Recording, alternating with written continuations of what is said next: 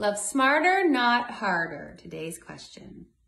My question is how to know whether it's your intuition or trauma response / anxious attachment activated when it comes to someone who isn't being as responsive as you'd like him to be.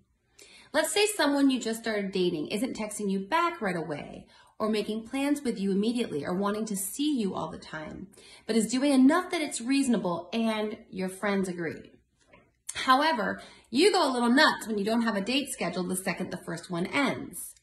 You have a bad feeling in your stomach. How do I know if that's my intuition telling me that this guy is going to hurt me because he's not as excited about me as I am about him, or whether it's my past trauma response activated from abandonment wounds and anxious attachment and things like that? There's a little bit more. Let's stop right there. Okay. So first of all, you're doing the right things. You're getting feedback from your friends, right? Because when we meet someone and we're excited about them, it's easy to go, oh, I want to lock something in for the next time to see him because I'm really liking what I'm learning about him. And when you ask your friends and they say, no, he's giving you an appropriate amount of feedback, an appropriate amount of communication, then you got to go with that. You know, it's the whole love smarter, not harder.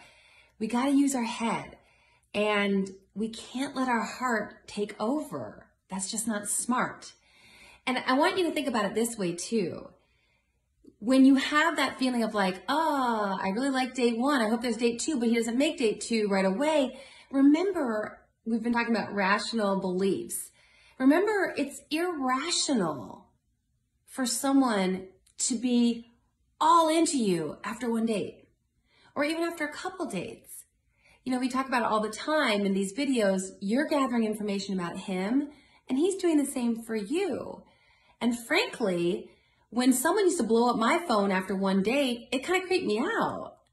Like, yeah, on the one hand, I'd be like, yeah, it feels flattering that he's really into me. But on the other hand, and the part that was the wiser of the two perspectives was saying to me, he doesn't know me well enough to be all into me like this. He doesn't have enough information for him to be blowing up my phone after we've had 1 or 2, 3 dates. To me, it was sexy to get to know someone and that he had a life and that he wasn't immediately trying to swoop me in, because if he's trying to swoop me into his life without knowing me well enough, then it's not about me. He doesn't really know me well enough to be that into me. It's about him having a void that he's trying to fill with me. And we don't want to be just any woman to fill this void. We want to be cherished and respected and loved for who we are and the unique person that we are. She goes on to say, I feel like it's a little of both, especially because when I'm in a relationship, I feel similarly at times and end up needing a lot of reassurance from partners that I don't always get. Now that's important to consider. And of course, I would then recommend you go to check out my podcast interview with Dr. Dwayna Welch. 102, episode 102 is about attachment styles. But even when we're in a relationship, it's the same thing. When we have that feeling of like, oh, I wish he'd reached out, we have to go, all right, calm down.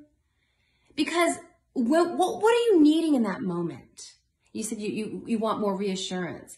And I would submit to you that when you need reassurance, even from your partner in a committed relationship, you need to look at why you need that reassurance. And are you asking him to fill your void now? Are you asking him to make you feel okay about something that really it's your job to feel okay about? That's not a loving thing to do, is to be in a relationship expecting validation all the time. And if that's where you're coming from, then it really is important that you do some work with a therapist so that you can truly enter a relationship not expecting this person to make you feel okay about yourself, and allowing the person, the loving gesture is allowing the person to have a life of his own. You have your full life independently, he has his full life independently, and then you guys come together hand in hand. I talked about that this week with when I talked about enmeshment and differentiation with Mary Beth Somich, LPC, and that's I think episode 108 we're on now. I'm talking about we don't want to be enmeshed with our families because that stifles us. We don't want to be enmeshed. We don't want to have an enmeshed dynamic in a romantic relationship either, because that's stifling. and not loving. She says, however, that being said, it's possible it's my gut or my intuition all along, since none of my relationships have worked out so far. So I actually, from what you've shared with me, I don't think it's your gut or it's your intuition. From what you're sharing with me, I do think that it's something that you need to continue to work on yourself, recognizing what's reasonable and what's rational about the level of communication in the early days of a relationship and then even into a committed relationship.